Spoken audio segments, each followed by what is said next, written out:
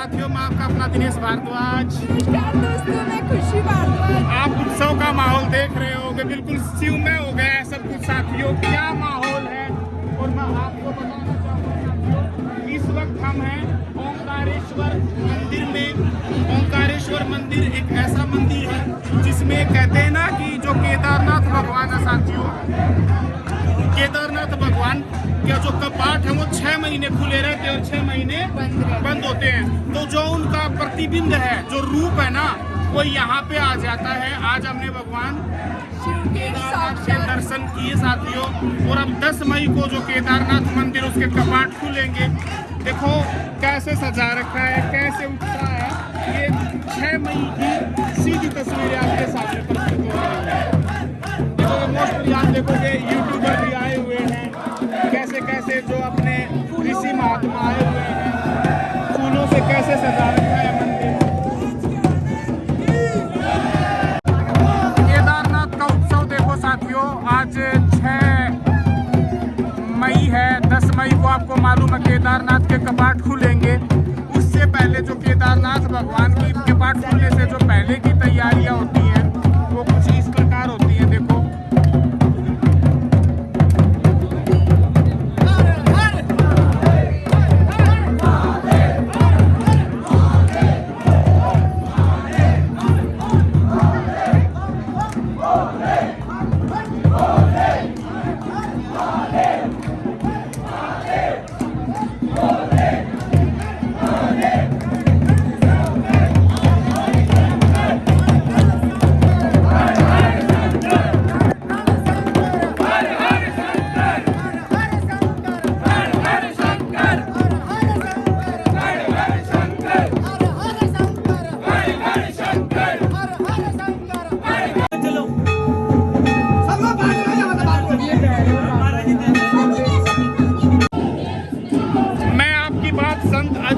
से करवाना चाहूंगा, जो महाराष्ट्र से आए स्पेशल। अंजिंक्य जी बताइएगा केदारनाथ के बारे में बताइए। 10 मई को कपाट खुल रहे हैं केदारनाथ के, तो उससे पहले कैसा यह उत्सव का माहौल क्यों है यहाँ पे? एक्चुअली जब बहुत विंटर हो जाती है, जब लोग नहीं जा पाते, तो 6 महीने के लिए कपाट जब बंद रहते केदारनाथ बाबा के, तो उनको नीचे लाया जाता है यहाँ पे। तो 6 महीने हम केदारनाथ के दर्शन यहाँ से कर सकते हैं। लेकिन अभी जो समय चल रहा है उस समय मतलब हम जा सकते हैं वहाँ पे। तो यहाँ से डोली उठा करके, डोली एक प्रोसेस से लेकर के वहाँ पे ऊपर ले जाते हैं। तो इसी प्रोसेस में वहाँ पे फिर जब उनके कपाट खुलते हैं, मतलब ये डोली जब ले जाएंगे तब ये वो कपाट खुलते हैं, तब हम सामान्य जनताओं के लिए वो दरवाज़ा खोल दिया जाता है ताकि हम बाबा केदारनाथ के दर्शन कर पाए। तो ये पूरी यात्रा भी पैदल यात्रा होगी और मैं भी इसी में संभालूँ। वाह जी वाह, बहुत, यानी कि यहाँ से लेके केदारनाथ धाम तक पैदल यात्रा होगी। ये साथियों ये बताना जरूरी था। और ये मुख्य रूप से जिला रुद्रप्रयाग में है ये जो मंदिर है स्थित। और 6 महीने जब सर्दियां होती हैं तो ये रास्ते खुले हुए होते हैं, आप भगवान केदार के दर्शन यहाँ पे कर सकते हो। किंतु गर्मियों के बाद में वहाँ के रास्ते खुल जाते हैं, तो गर्मियों में हम केदारनाथ के लिए जाते हैं। ऐसा ही है जी, बिल्कुल। तो ये एक प्रकार से आज आपको बताना जरूरी था, हमें तो बहुत अच्छा लगा। धन्यवाद सर, थैंक यू। तो साथियों ये परिवार है महाराष्ट्र से आया है, बॉम्बे से इतनी दूर से आया है। तो आप पहले भी यहाँ पे आए हो कभी? नहीं, पहली बार आए हो। कैसा लग रहा है आपको यहाँ पे आके? बहुत अच्छा लग रहा है। आपको कैसे पता चला कि यहाँ भगवान का ऐसे ऐसे हो रहा है?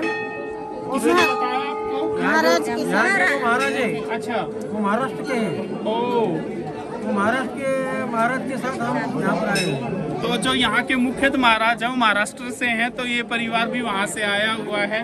तो आपको यहाँ पे आके अच्छा लगा? भगवान, हमें तो बहुत ही अच्छा लगा। शिव में माहौल है पूरी तरह से, सभी के चेहरे पे मुस्कान है और सभी को अच्छा लग रहा है।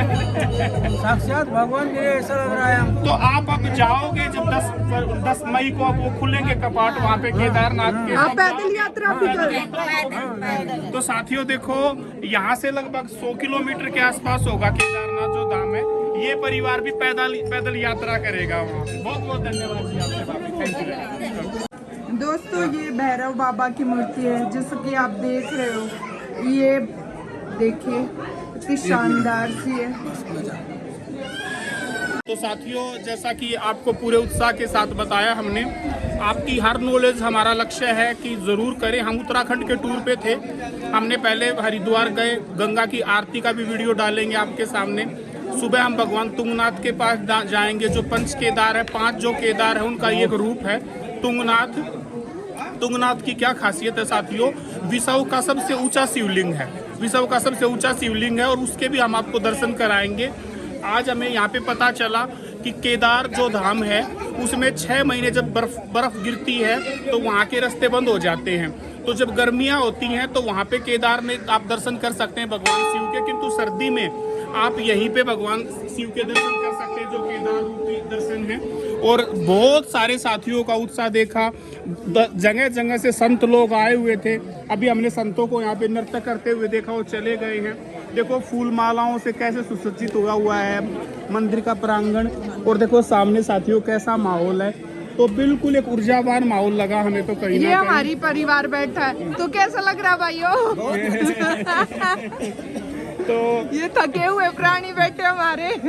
हाँ, सभी के। तो मैं अब आपका बिल्कुल जो साक्षात्कार करा रहा हूँ वो शिव योगी जी से करा रहा हूँ। तो शिव योगी जी बताइए कि कैसा माहौल है। आप तो केदारनाथ बार बार गए होंगे, तो कैसा लगता है सर आपको जाके वहाँ पे?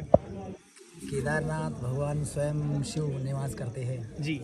अब भगवान की गोद में जाने से क्या आनंद आता है, जैसे एक बच्चे को पता है अपनी माँ की गोद में रहने से क्या आनंद आता है। जी जी जी, वैसे माता पिता है वो, बिल्कुल बिल्कुल, ठीक है, उसे कोई संदेह नहीं। मुझे माता भी उन्हीं से प्रकट हुआ है, अर्धनारीश्वर, बिल्कुल माता पिता ही वही है जी। तो इसीलिए केदारनाथ जो हिमालय क्षेत्र में मेन स्थान है, सबसे पहला केदार है जी, ठीक है।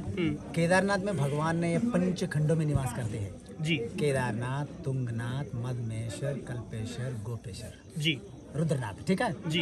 ये गोपेश्वर ने रुद्रनाथ, ये 5 खंड हो गया जी। अब केदारनाथ, ये ऊखी मठ का संबंध ये है, केदारनाथ भगवान ने जब सतयुग में, सतयुग एंड की बारी आ गई, सतयुग के बाद त्रेता में मनुष्य योनि की बारी आता है जी, ठीक है। भगवान को सारे देवता बोलते हैं प्रभु मनुष्य गलती करने वाला प्राणी है जी, गलत तो होता ही है, इसीलिए आप शिव ये ज्ञान प्रदान करने के लिए कुछ करो, तब भगवान के लिंगों से पंचगण पैदा होता है जी। पंचगण म्हणजे पहिला गण रेणुका, दूसरा दारुका, तीसरा घंटा करना, चौथा धेनु करना, 5वां विश्व करना, ठीक है। कल बाबा डोली के साथ मिलेंगे आपको। हाँ हाँ हाँ हाँ, घंटा करण गण केदारनाथ लिंग से, माँ घंटे गणे की जय बोलता था ना, वो केदारनाथ लिंग से घंटा गण म्हणजे एक और अमोरादि जगत गुरु उन्हीं को कहते हैं। तो फिर कालांतर में उन्होंने एकाराधम जगत गुरु ने यहाँ इस क्षेत्र में वेद व्यास को ज्ञान दिए थे जी, शिव ज्ञान प्रदान किए थे जी। हिमालय पे, हिमालय में हाँ। और जो रेणुक गण थे उन्होंने महर्षि अगस्त्य को ज्ञान दिया था, जो अगस्त मुनि वहाँ ये है जी, वो दक्षिण के जी जी, और काशी में विश्वकर्ण गण ने दुर्वासा ऋषि को ज्ञान दिया था, उज्जैन में महर्षि दधीचि को, श्रीशैल में सानंद ऋषि को, जी जी, ठीक है। ये 5 गणों द्वारा व्यापित हुआ। इस केदार खंड में वैसे ही एक भगवान भक्त बाणासुर, इस जगह बाणासुर का पुत्र ने तपस्या की थी, उषा ने तपस्या करने से भगवान ने यहाँ उनको दर्शन दिया इस स्थान पे। 6 महीने भगवान यहाँ रहे थे, 6 महीने भगवान ऊपर रहे थे। तो साथियों हमारा लक्ष्य था कि डिटेल से बताया जाए। अगर आप इन चीज़ों को समझते हैं तो महाराज ने बहुत ही डिटेल से बताया है आपको हर चीज़ नॉलेज हो, हमारा सनातन आगे बढ़े, जीवन में आप हमेशा एक दूसरे की रिस्पेक्ट कर पाओ और अपने जीवन को अच्छे से निकाल पाओ। हमारा यही लक्ष्य है। हमारे योगियों का भी यही लक्ष्य है कि मानव समाज का कैसे भी कल्याण हो जाए, वो सही दिशा में जीवन जागृत करें। भगवान शिव की शरण में आना कैसे, आने की इसके मतलब पूर्ण समर्पण होके, यहाँ समर्पण से मिलता है शिव के पास जी। यहाँ भक्ति, यहाँ तपस्या, ध्यान ये बाद में आता है, उससे फल मिलेगा, लेकिन भगवान को भगवत प्राप्ति होना है समर्पण, शिवार्पणम, अपने हम शिव को अर्पण करना पड़ेगा। इसीलिए केदार खंड ये सिखाता है या अर्पण, शिव अर्पण, हाँ अपने को अर्पण करना। यहाँ से डोली जाएगा कल, और डोली भगवान, जैसे भगवान की शादी हुई थी, भूत प्रेत गंधर्व किन्नर सारे देवता सब रहते थे। आज यहाँ जो सुखी वाले भी दुखी वाले भी सारे अपने आप लड़ने वाले भी, झगड़ने वाले, मिलने वाले, मित्रता सारे मिले हैं, और सब संपन्न करके यहाँ यात्रा डोली जाएगा भगवान का, और 6 महीने वास करेंगे, 6 महीने वहाँ दर्शन दे देंगे। बहुत बहुत धन्यवाद। बोलो केदारनाथ भगवान की जय। बोलो ओंकारेश्वर महादेव की जय। बोलो नंदीश्वर भगवान की जय। बोलो घंटे गणे की जय। बोलो काल भैरव की बोलो चंडी मैया की जय। बोलो जगतगुरु पंचाचार्य भगवान की जय। और इन 5 स्थानों में 5 जगतगुरु है। इस स्थान पे इस समय जगतगुरु है उनकी नंबर 324 या 28 ऐसा है। ठीक है, इससे पहले जगतगुरु लाइन हो गया हो। ठीक है, इनका नाम है श्री श्री श्री 1008। इसको कहता है वैराग्य सिंहासन पीठ के अधीश्वर है भीमा शंकर लिंग शिवाचार्य स्वामी जी। हाँ, जगतगुरु भीमा शंकर लिंग शिवाचार्य इस पीठ पे अभी मौजूद है। हाँ, इसीलिए ये पीठ पड़ता है भगवान पंचमुख है, पंचमुखों से नमः शिवाय, ये सी रूप में। हाँ, ये केदार खंड है। ठीक है। हाँ हाँ, देखो दोस्तों, आपको शायद इन चीजों का नॉलेज नहीं होगा, हाँ। किंतु आज हमारे योगी जी ने बहुत अच्छी बात इसीलिए बताई। हमारी सनातन में इसका मतलब क्या है? सनातन सत्य बोलना, सत्य पे चलना, सत्य कहना, सत्य सुनना। सत्य किसे कहते हैं? सत्यम शिवम सुंदरम।